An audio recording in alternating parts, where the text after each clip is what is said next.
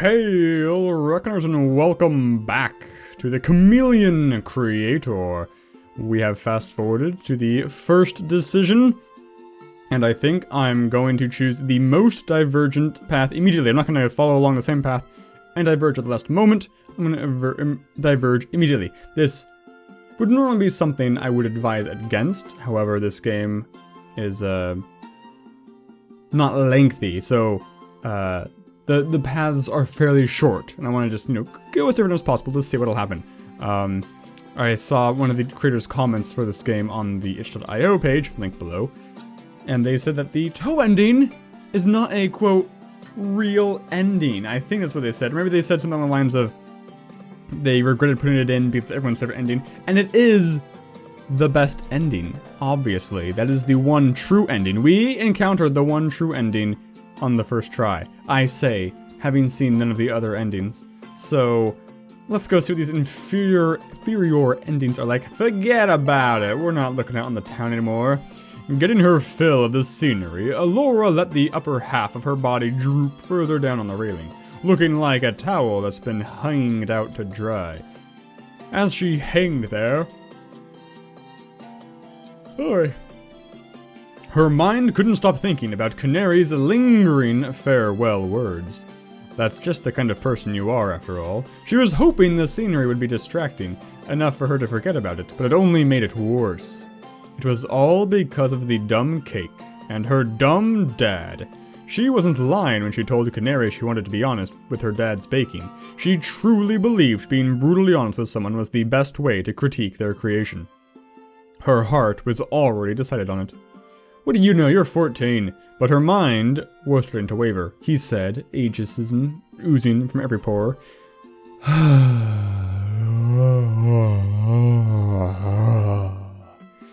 As much as I don't want to encourage Dad's goofiness, I think a pat on the back wouldn't be too bad. I guess. I mean, he's an adult though. Like, in general, pure, unadulterated honesty with somebody who's just trying something new seems like it runs the risk of putting them off what could potentially be a passionate hobby. On the other hand, if they're adult, they should be able to handle it, so, I don't know. I mean, Canary did say he worked really hard on it. He's probably locked himself in his room and cried himself to sleep by told him his cake sucked. Where's my mom, by the way? And we can't have the king of Sustoria drowning in his own tears, can we? He has, important king stuff to do with, so he claims. Yeah, I guess I can be nice about it. Just this once. Yeah, it's good. Through her own strange logic, she was able to find a reason to follow her head over her heart. Isn't that strange? It's a little utilitarian. But unfortunately, this brought about a whole nother issue. That issue being, like her dad and Canary, Elora was also a terrible liar. If she were to eat that cake for the first time, and if it's as bad as Canary says, then no matter what any of her body parts want, her face will give away the truth. But wait, if I can sneak a taste of that cake without him knowing, I'll at least know what to expect. It would give me some time to practice up a believable lie. Yeah, if I can sneak a taste of that cake, there shouldn't be any problems when this surprise party happens. Elora glanced at the clock hanging above her drawer, which just hit 8:10 a.m. Most likely, her dad was planning on throwing her a surprise party at noon, which is when he's at his hungriest. The cake should still be in the kitchen, which wasn't too far away from her room. So there was plenty of time to pull off the plan and get used to the awful taste of the cake in preparation for the real deal. Elora, sometimes your genius is just plain terrifying.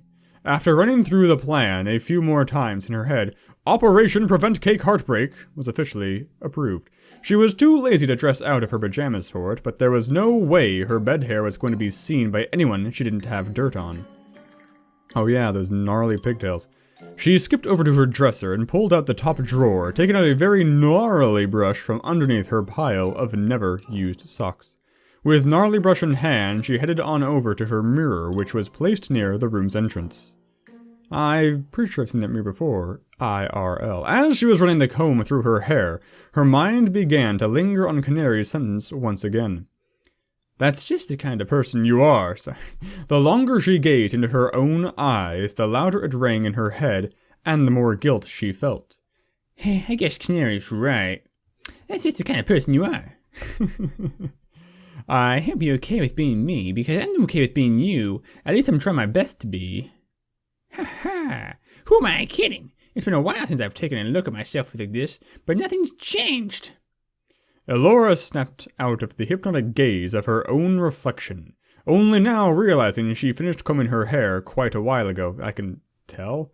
She let out a lengthy sigh after realizing how dumb she's been and tossed her comb under her bed before heading out towards the door. Why am I so yawny? Oh well, guess I'm not done with this character just yet. I'm going all over with her voice. I started out doing the little kid from Ghost Stories, and I devolved into like a Stamper impression. Elora's room was a fair distance away from the kitchen, but despite how large the castle was, it was impossible to get lost heading towards it. Her room was one of the only two located in the highest floor of the main castle. The only other room was the recreational hall where her dad was planning on throwing her surprise party.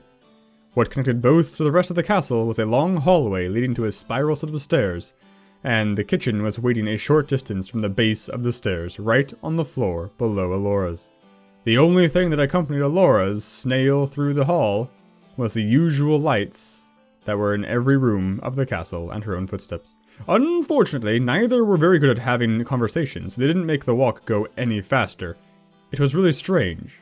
No matter how many times she goes down this hallway, the walk through this hall never gets any easier.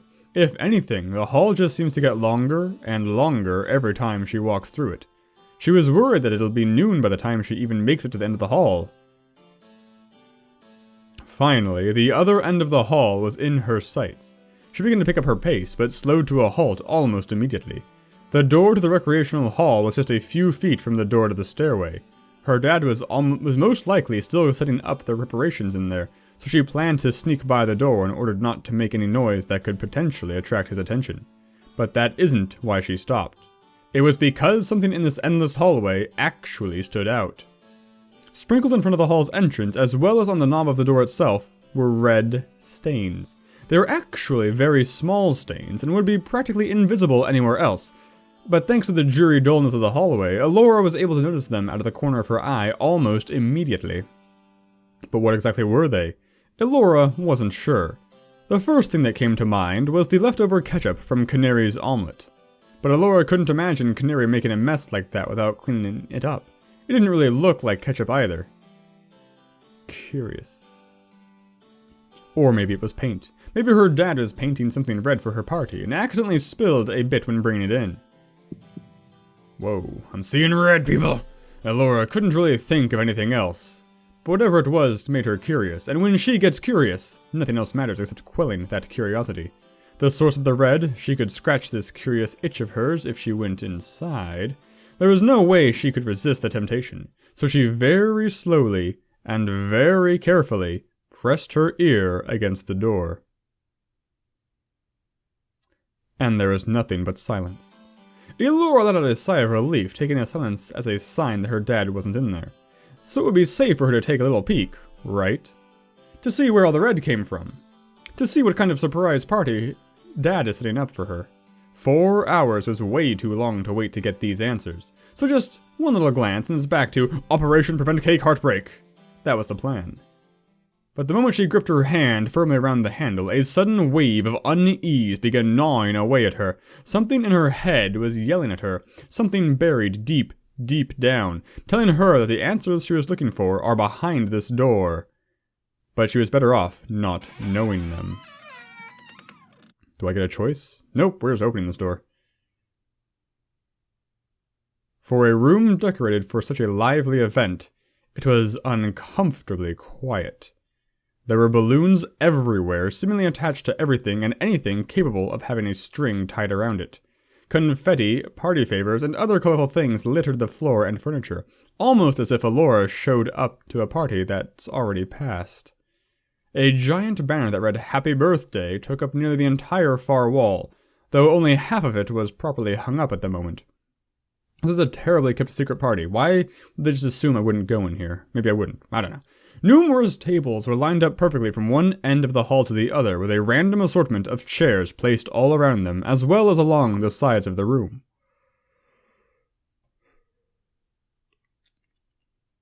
And on one of those chairs, in the furthest corner from her, was her dad, who was hunched over and fast asleep. Wow, I really dodged a bullet there. Looks like Dad really is preparing a surprise birthday party all by himself. Now that she knew it was fairly safe, Elora took this chance to survey the room one more time. Not a canary in sight. Nothing painted red either. But most importantly, no cake. While it bothered her that she didn't find the answer she was looking for, she didn't want to risk sticking around with her sleeping dad in the room. And besides, now that she knew the cake wasn't here, this was an opportunity she couldn't pass up. Operation Prevent Cake Heartbreak just got a whole heck of a lot easier.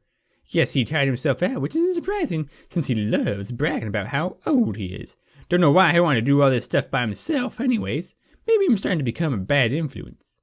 Well, enjoy your nap, Dad. You've earned it, I suppose. When you wake up, I'll be the one who has a surprise for you. I'm gonna braise your cake so hard that it'll have a freaking pants revolving around it. So thanks for doing this for me, Dad. Uh-oh, I'm seeing red still. Dad? Dad? That was her dad, right? It's the Goram Chameleon. Brace for jump scare. Why would that thought even cross her mind? It was such a ridiculous question. Of course it was her dad sitting there. There is nobody else it could be. But still, there was something about this that made her uneasy. It was already building up inside of her before she even entered the room. And it has only been escalating. But she couldn't figure out what was causing this feeling. Or maybe she just didn't want to. Hey, Dad, wake up! What would everyone think if they saw you sleeping like this? She yelled as loud as she could across the room. She didn't care about not getting caught anymore. But there was no response. Over and over again, louder and louder, the result was always the same. Grievous, since when were you such a heavy sleeper? You must have really worked yourself to the bone. All for my sake. Okay, fine. If I can't yell you awake, then I'm just gonna have to poke you awake or something. Short steps, deep breaths. Everything is all right. Everything is all right. It took everything she had to keep believing her made-up truth. But as she walked towards the motionless king, it became harder and harder to deny what the real truth was. Her steps got slower, her breathing got heavier, until both came to a complete stop right in front of her dad. And the truth was there. As bright as day. The source of the red stains on the doorway. The reason why her dad was so silent. It hit her all at once. And just like her fragile, sad little lie to herself, her entire world came crashing down upon impact. And everything became black.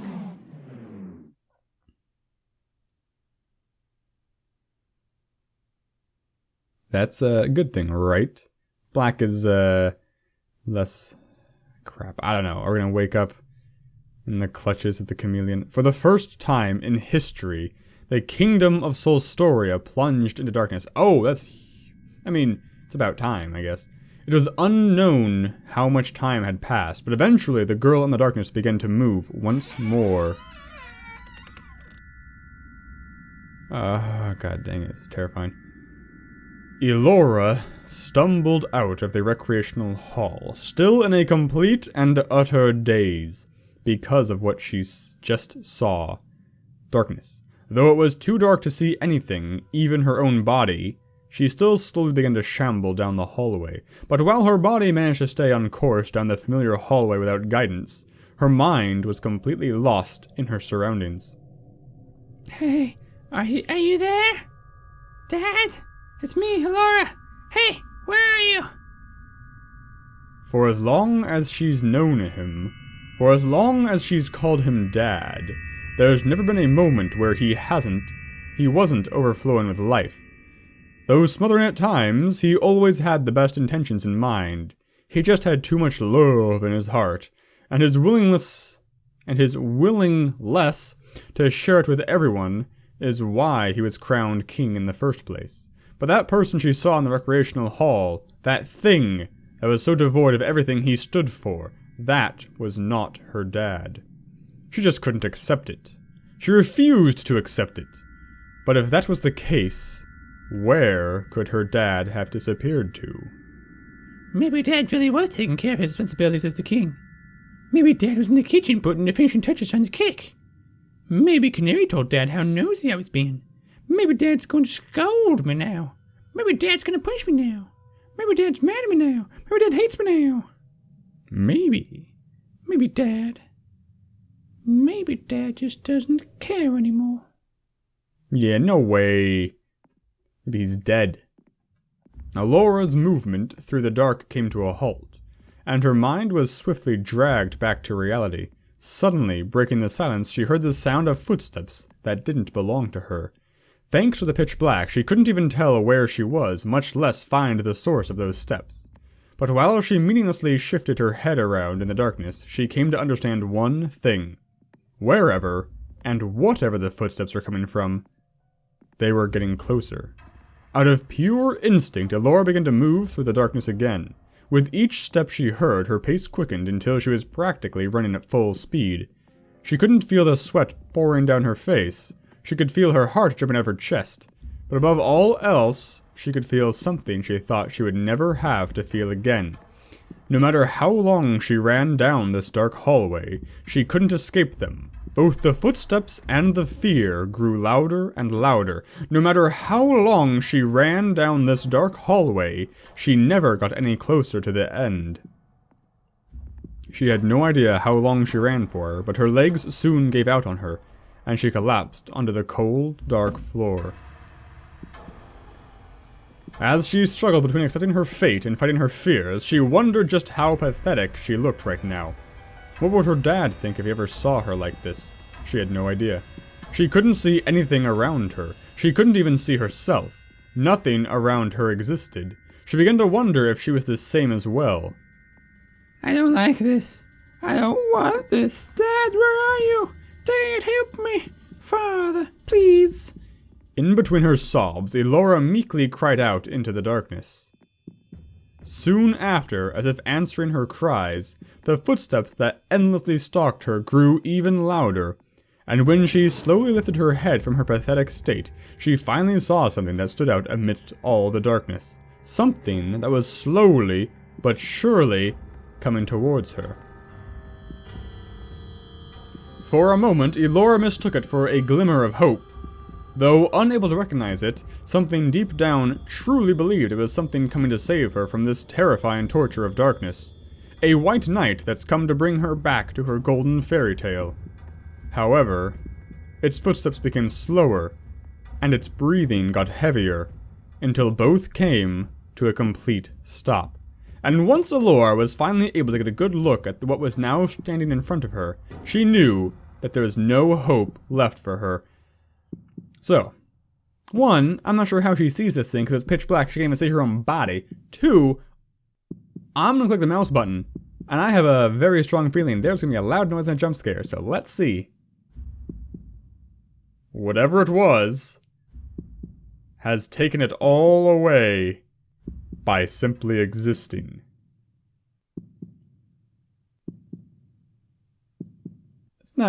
It's pretty creepy, but it's not jump scary. What's I do for this guy? Hello, no, I guess it's better to say, nice to meet you. This world of yours, it's really nice. But the truth is, this isn't your world anymore. Actually, it hasn't been yours for a long time. Isn't that right? I don't know, I'm going all high-pitched voices today. My narrator voice is all deep in voice, but all the other voices is like, the good news is, this dark, empty world now belongs to me. But the bad news is,